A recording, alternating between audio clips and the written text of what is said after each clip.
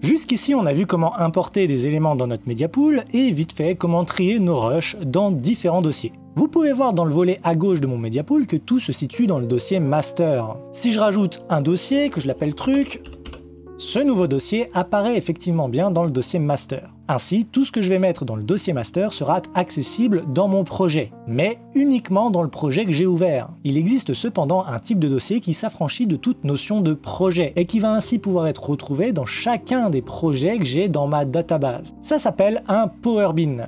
Les Power Bins par défaut ne sont pas affichés dans mon volet de gauche. Pour les voir, il va falloir que je clique sur mon menu 3 petits points juste ici et que je clique sur Show Power Bins. Un nouveau panneau s'affiche et il est bien intitulé Power Bins. Et là-dedans, je vais pouvoir y mettre absolument tout ce que je veux et les retrouver dans mes autres projets. Pour vous en faire la démonstration, je vais simplement créer moi un nouveau dossier que je vais intituler Tuto.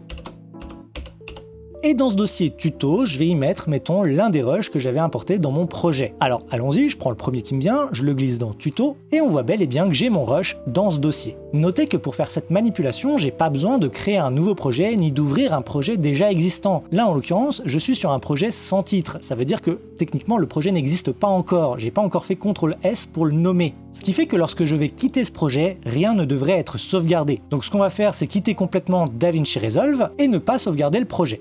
On va rouvrir le logiciel et créer directement un nouveau projet que cette fois-ci on va nommer. Je vais l'appeler Tuto, je vais le créer. Cette fois-ci on voit bien que c'est un projet qui existe puisqu'il a un nom et quand je vais dans mon Project Manager on voit qu'il est là. Et lorsque je retourne dans mes Power Bins, on voit que mon dossier tuto existe encore avec mon rush toujours à l'intérieur. Et ainsi, je vais pouvoir le retrouver dans chacun de mes projets. Si par exemple, je vais dans le projet Tuto DaVinci, qui est un projet complètement différent, celui dans lequel je monte justement tous les tutos que je poste sur YouTube, on voit bien que mon dossier tuto est toujours là et que dedans, il y a toujours mon rush. Les Power Bins vont être ainsi un outil indispensable pour partager les assets d'un projet à un autre. Si par exemple, vous avez comme moi des presets de transition, des bruitages audio ou d'autres effets, vous pouvez tout mettre dans des Power Bins et les retrouver dans chacun des projets que vous créez. Ce qui est beaucoup plus pratique que de réimporter à chaque fois les éléments que vous réutilisez dans chacun de vos projets. C'est tout ce que je voulais vous dire aujourd'hui concernant les Power Bins. J'espère que ça vous aura plu, j'espère que vous aurez appris des choses. Dans le prochain épisode, on parlera cette fois-ci des Smart Bins